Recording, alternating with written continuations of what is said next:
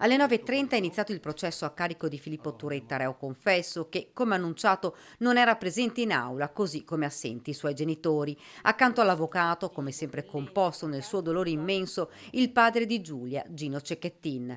A presiedere la Corte d'Assise di Venezia, formata da 6 uomini e 4 donne, il giudice Stefano Manduzio. Il processo è sulle responsabilità personali, ha spiegato il procuratore di Venezia, Bruno Cherchi. Il processo deve svolgersi nelle aule giudiziarie, deve svolgersi con i diritti che anche l'imputato ha dalla nostra Costituzione, ma dal Codice di procedura penale. Quindi questo è il processo. Un processo lampo che terminerà con tutta probabilità il 3 dicembre con la lettura della sentenza.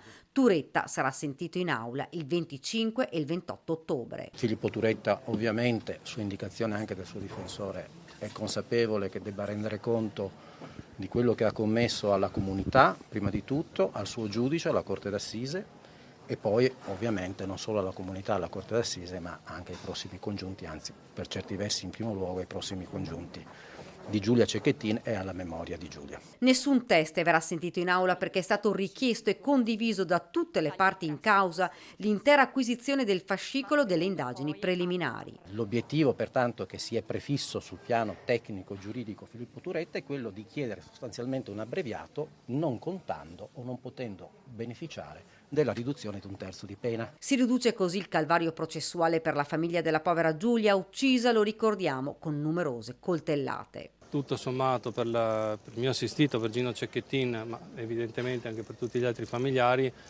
è comunque un bene, perché ripercorrere con l'esame dei testimoni, con l'esame delle consulenze, una vicenda che è dolorosissima, non siamo in grado neanche di quantificare come, allevierà sicuramente il dolore. La celerità a fronte di un'attività di indagine completa, analitica, imponente, supportata da dati di sostegno come la messaggistica, come i vocali, così imponente come una cattedrale gotica, per noi è stata una scelta importante, è una scelta che abbiamo condiviso. Nessuna richiesta di vendetta, ha spiegato l'avvocato Gentile, ma una pena giusta. I legali della famiglia hanno fatto poi sapere che 1 milione di euro è quanto stimato possa essere un risarcimento che Filippo Turetta dovrà alla famiglia di Giulia.